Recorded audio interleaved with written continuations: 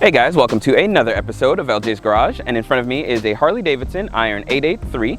Stay tuned because sometimes it's the little things that make a big difference.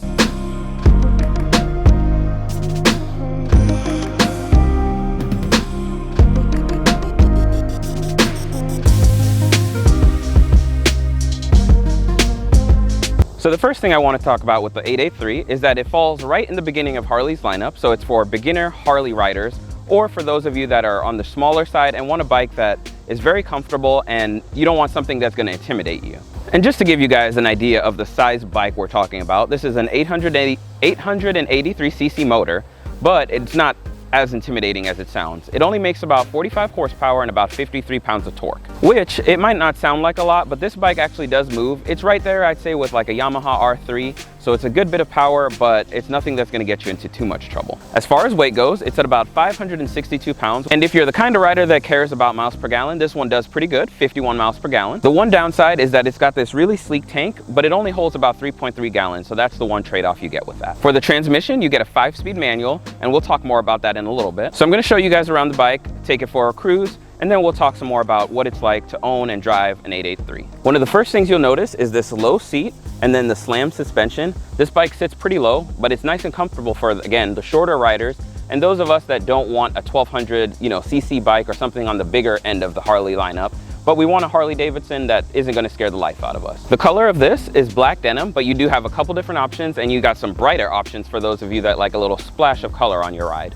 The one thing I love is that even though this is the entry-level Harley, they don't cut many expenses. Yes, there's some things that could be better, but as far as the looks go, it's traditional Harley. It's got the 883, it's got the Harley Davidson, it's got the nice accents of matte black, and then it does a good job of tying that in with a gloss black.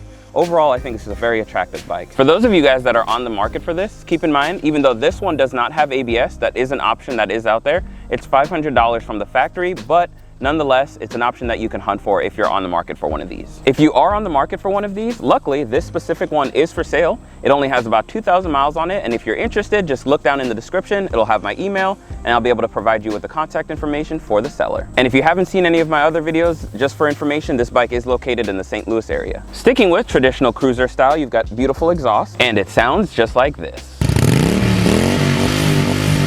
There's not a whole lot going on back here. It looks like most Harleys, and again, you got that nice matte black that brings the whole bike together. Fair warning, if you do pick up one of these, just be careful with this exhaust. It will burn you right on the leg. If you're unfamiliar with these bikes, this is where your ignition is, and then this is where you actually do have the option to lock these handlebars so no one will steal your brand new Harley. Another warning to you guys, if you're unfamiliar with how Harleys are, they do have a nice vibration and a rumble to them. This one actually has rubber engine mounts, so the vibrations aren't as bad as the bigger motor, Harleys, but there's still quite that vibration, so you got to get a little bit used to it. Overall, I've got to say that it's very comfortable. The seat is super plush. Everything on the bike is well put together, and you won't have any problems hopping on this, and you won't feel as though you've got the entry-level Harley. This will be the Harley that makes you pretty happy if this is the kind of bike that you like riding. The one thing that I don't like is that this kickstand takes a little bit of getting used to. You almost have to look down for the first little bit of the bike to get used to where it is. The other thing is to point out is that these are mid controls, not forward controls, but you do have the option to change this bike around, add different accessories, and change the controls. If there's anything that you don't like on this bike, don't worry, you can change a lot of it. There's a lot of options available in the aftermarket for Harleys, and pretty much the world is yours. You can do whatever you want. This is a great platform to add more horsepower if you want to modify this, but I'd say that if you're going to go that route, you're better off saving your money and going towards one of the larger bikes and just calling it a day. Give you guys a sneak peek of the controls. This is what your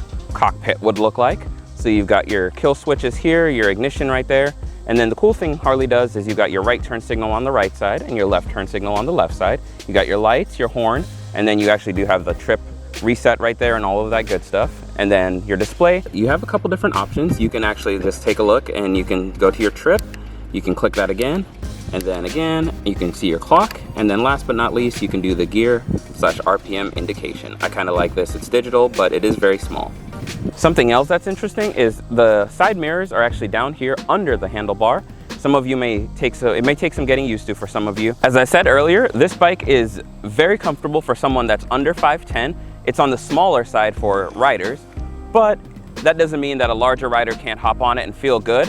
I'll show you guys on the other side in a moment, and then I'll show you what someone that's 5'5" looks like on the bike. So this is where my leg lands, and I'm about 5'9". So as you can see, I'm comfortable on this, but if you're a little bit taller than me, things might get a little bit uncomfortable. I want to point out that the 883 is a great little urban city bike. It's great for getting around the city. It's nice and small, nice and compact. And like I said, you feel very comfortable on it. It's not a hard bike to get used to. It's not very fast, but it's also not very slow, so you can get in and out of traffic, do everything that you need to do.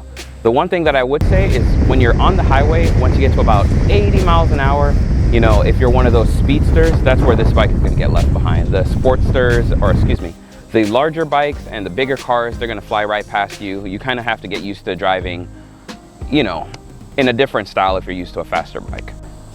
If you're coming from a cruiser and something like that, or you're just getting into bikes, the rake takes a little bit of getting used to, and you have to adjust to the way that this bike turns.